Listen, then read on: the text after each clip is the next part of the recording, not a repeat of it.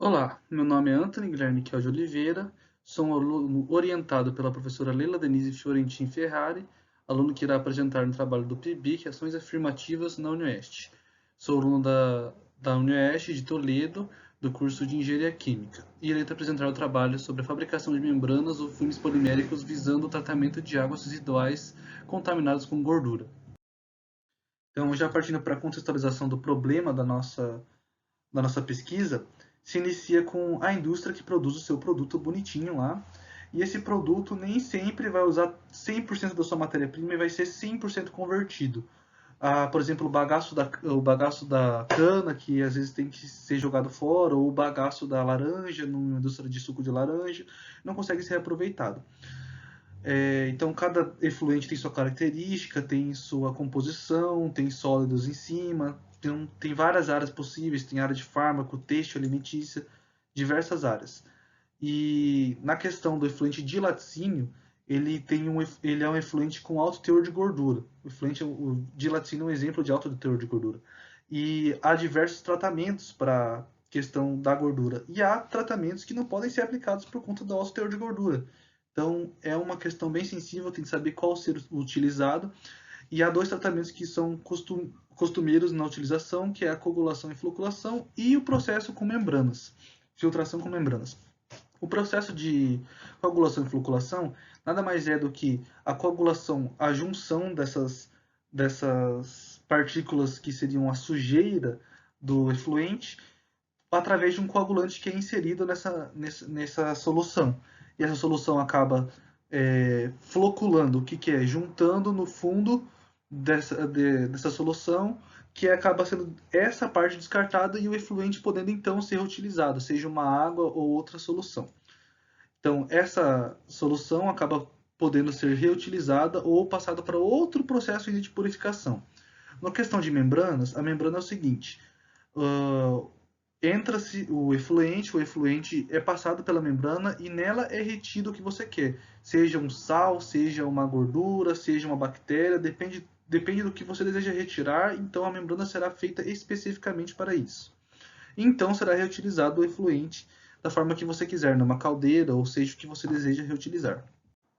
Então, nosso objetivo era exatamente esse: comparar os dois tipos de tratamento de forma paralela e utilizando a coagulação e floculação e as membranas poliméricas em efluentes de laticínios brutos. Então, partindo já para os nossos materiais e métodos, nós iniciamos fazendo uma coleta em uma indústria aqui de Toledo, de laticínio, duas coletas, uma em cada dia diferente, então acaba mudando as características do efluente. E foi feita também análise nessas coletas de pH, de turbidez e contagem de bactérias. Então, após fazer essa coleta, nós conseguimos ter os dados iniciais e partir para os tratamentos. Primeiro foi feito tratamento com coagulantes naturais, feito com a moringa, a 1000 mg por litro, e o tânino a 300 mg por litro, e a casca de maracujá a 1000 mg por litro. Então, para fazer a parte da coagulação, é iniciado com 100 RPM de velocidade e dura 2 minutos, para poder agitar bem e misturar bem esse coagulante para poder reagir. Depois é diminuído a velocidade para 20 RPM durante 10 minutos, para que essas moléculas grandes que estão coaguladas poderem se juntar e acabar fazendo uma floculação, uma velocidade baixa para que isso aconteça.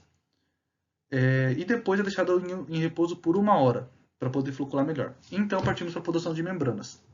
A produção de membranas é feita com a membrana controle e a membrana funcionalizada. A membrana controle ela tem a composição de 85% de poliéter sulfone e 15% de metilformamida.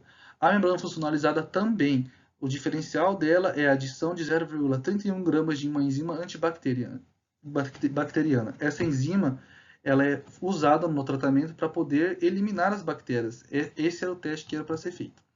Então, o teste também que foi feito com essas membranas para caracterizar elas foi o fluxo permeado, compactação no módulo, numa pressão atmosférica com a coluna de água apenas. E também um teste de ângulo de contato para ver qual delas seria uma característica maior hidrofílica.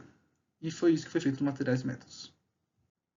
E, enfim, foi feito o tratamento do efluente com as membranas. Foi passado num módulo a 1, vai ter que... Então, já iniciando nossos resultados, vamos caracterizar o nosso efluente pela tabela 1, onde nós temos duas coletas, a coleta 1 e a 2. E temos também a turbidez, a pH, a contagem de lactobacilos e a contagem de bactérias em cada uma das coletas. Nós conseguimos ver nesses dados que a coleta 1 tem um pH menor e também tem uma contagem de bactérias maior. Por quê? Porque em pH mais ácido, os lactobacilos têm uma vantagem e as bactérias também acabam se proliferando de uma forma maior. E isso acaba fazendo com que a turbidez seja menor também. Por quê? Porque os lactobacilos acabam se alimentando de compostos orgânicos que são mais complexos e acabam quebrando esses compostos, deixando eles menores e diminuindo então a turbidez desse efluente. Isso é visível também pelo aumento do pH na coleta 2, onde a gente tem uma turbidez maior e uma contagem de lactobacilos menor. Então, menos ácido, menos lactobacilo, turbidez maior. Então, entrando já na questão do tratamento de efluente com coagulação e floculação, foi utilizado o efluente da coleta 2, e temos aqui os coagulantes utilizados, foi a moringa, o tânino e a cáscara de maracujá. A turbidez está aqui e o resto dos dados como foi feito na tabela 1.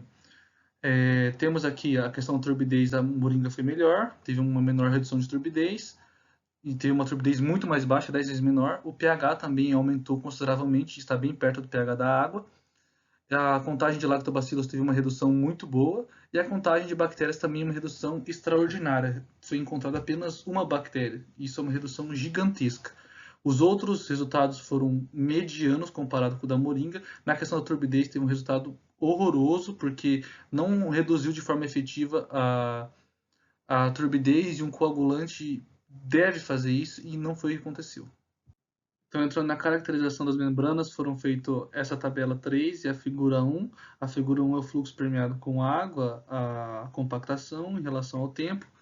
E aqui nós temos o teste de ângulo de contato. A membrana controle ela teve esse comportamento aqui, então nas 4 horas ela não teve uma estabilidade eficiente ainda, e ela tinha um fluxo permeado baixo, consideravelmente baixo.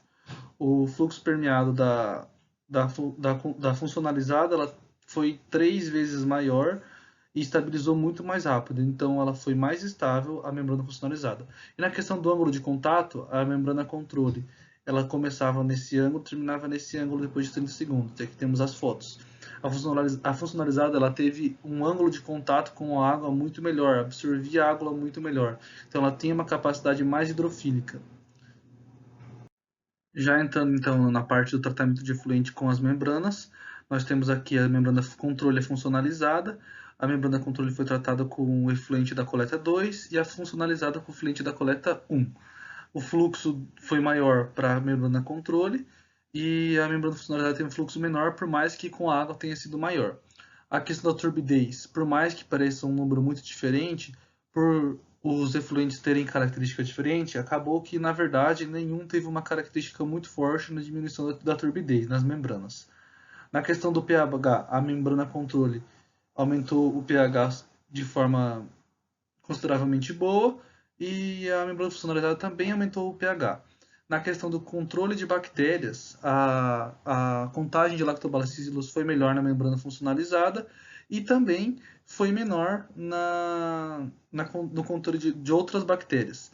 Então, acabou tendo um melhor resultado tanto nos lactobacilos quanto em outras bactérias na funcionalizada. Então, foi eficiente a enzima antibacteriana inserida ali nesse meio.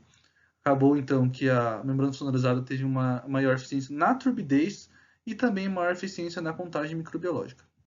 Já concluindo o nosso trabalho, então, a gente entende que os dois trabalhos apresentaram potencial, tanto a membrana quanto os coagulantes.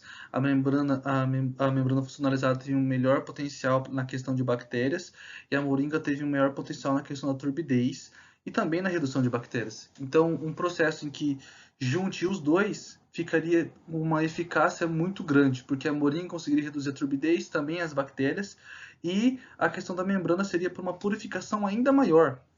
Então, a junção dos dois é uma boa opção para futuras aplicações industriais.